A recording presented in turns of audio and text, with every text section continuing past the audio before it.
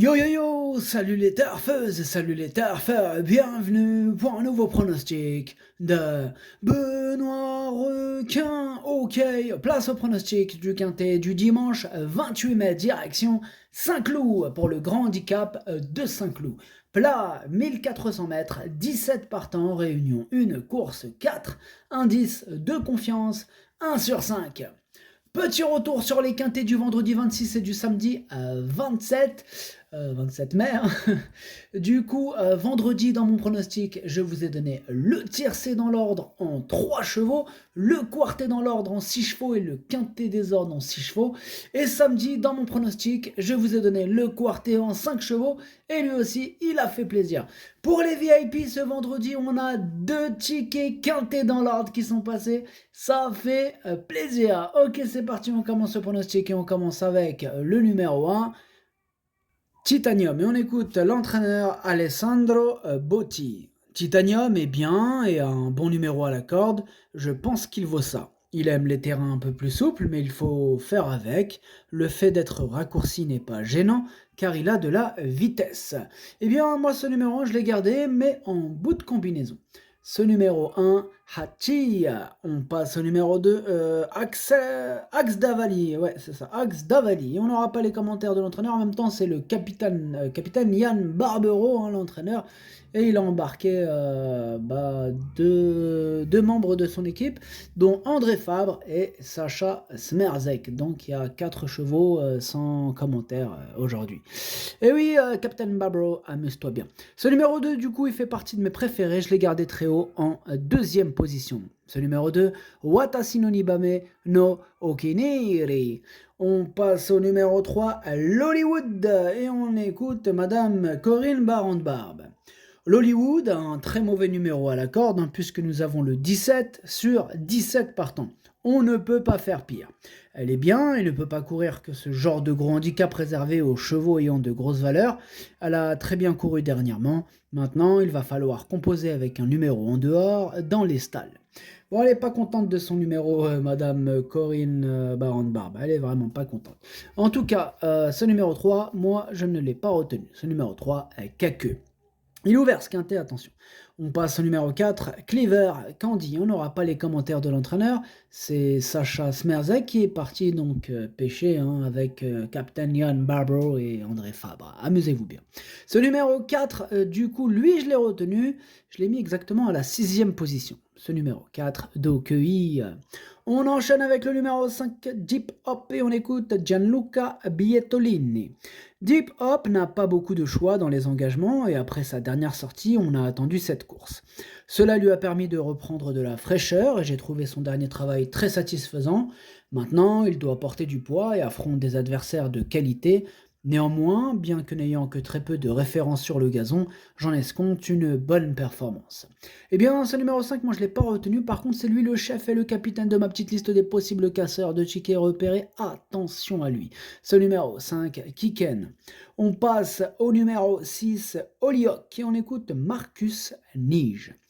Hollyhock a bénéficié d'un long break hivernal qui lui a été profitable, il a d'ailleurs manqué de conditions le jour de sa rentrée. Son dernier travail s'est bien passé, il est monté en puissance là-dessus, la distance et le terrain seront à sa convenance, il a déjà gagné à Saint-Cloud, il faut voir s'il est compétitif à cette valeur de 42,5 dans les handicaps, j'attends un bon comportement de sa part. Eh bien, ce numéro 6, moi je ne l'ai pas retenu, ce numéro 6 à Caqueux.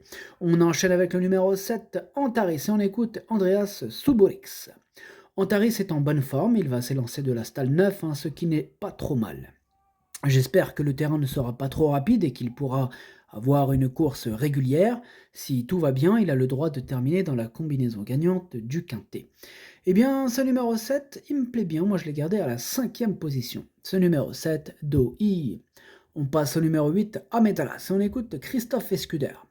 Amedras traverse actuellement une belle période de forme et je suis très content de lui à l'entraînement et ce gros handicap lui permet de ne pas porter trop de poids, ce qui est toujours un avantage.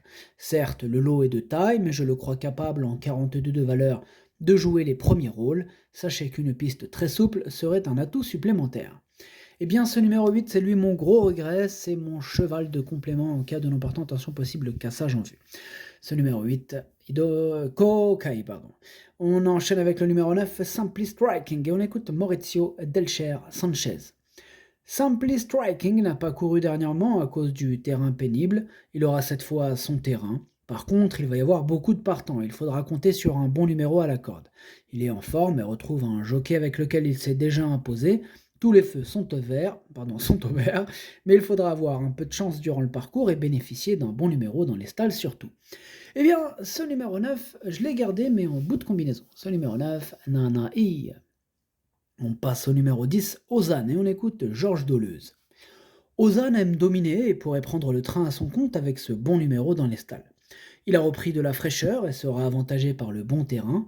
Il est à son poids de forme en portant 57 kg sur le dos. Il a été préservé pour cet engagement, j'en attends un bon comportement. Eh bien, ce numéro 10, moi je ne l'ai pas retenu, en même temps on ne peut pas tous les retenir, hein. Il a fallu faire un choix. Ce numéro 10, il est en plein milieu de ma petite liste des possibles troubles faits, donc méfiance. Ce numéro 10, Kiken. On enchaîne avec le numéro 11, Lanaken, et on écoute Eric Libaud. Lanaken est assez susceptible dans les stalles de départ et dernièrement il s'était lancé moyennement, a pris 2 coups, puis s'est montré brillant durant la première partie du parcours. Cela lui coûte, je pense, une meilleure accélération pour finir. Néanmoins, il s'est très bien défendu. J'espère que cette fois cela se passera au mieux et bien que devant partir en dehors, il a sa place à l'arrivée. Eh bien, c'est lui mon préféré, ce numéro 11, bien sûr, hein, je l'ai installé en tête, ce numéro 11, Okeneri. On passe au numéro 12, Valmer Magique, et on écoute Jean-Pierre Gauvin. Valmer Magique a effectué une bonne rentrée en se montrant accrocheur à la fin. Il semble être monté en condition et comme sa valeur a été revue à la baisse, il va s'essayer dans ce gros handicap. Les 1400 mètres semblent aussi lui convenir, lui qui peut être parfois brillant. Avec un bon parcours, j'espère le voir bien se comporter. Eh bien, ce numéro 12, je ne l'ai pas... Donc je disais, pardon, ce numéro 12, je ne l'ai pas retenu. Ce numéro 12, Caqueux. On passe au numéro 13, Monarchique. Et on n'écoute personne, on n'aura pas les commentaires de l'entraîneur. En même temps, c'est André Fabre, lui, il donne jamais de commentaires. Bon, il est actuellement avec Jan Barbro, Captain Barbro et Sacha Smerzek. Amusez-vous bien. Ce numéro 13, du coup, lui, je ne l'ai pas retenu, mais c'est mon deuxième cheval de complément en cas de non partant. Donc, méfiance, ce numéro 13, Idomeno Kai. On passe au numéro 14, Cyrano, et on écoute Maurizio Guarnieri. Cyrano n'a pas respiré la dernière fois, il revient sur une distance qui sera mieux pour lui, il est bien placé dans les stalles et j'espère qu'il pourra se réhabiliter. Eh bien, ce numéro 14 non plus, je ne l'ai pas retenu. Ce numéro 14 avec Caqueux. On passe au numéro 15, Magic Vati, on écoute Stéphane Wattel. Magic Vati a une chance très régulière à défendre dans ce lot en sachant qu'il sera avantagé par le bon terrain. Ce n'est pas qu'un cheval de fibré et qu'il est bien placé dans les stalles de départ. Il est régulier tout en précisant qu'il est moins incisif qu'avant. En résumé, il a une bonne chance de finir dans les 5 premiers. Eh bien, ce numéro 15, il fait partie de mes préférés. Je l'ai gardé très haut, il me plaît beaucoup. Je l'ai mis en 3e position. Ce numéro 15, Daisani. On passe au numéro 16, Zéro Stress. Et on n'aura pas les commentaires de l'entraîneur Sacha Smerzek. Donc, on l'a dit tout à l'heure, il est parti pêcher. Amuse-toi bien.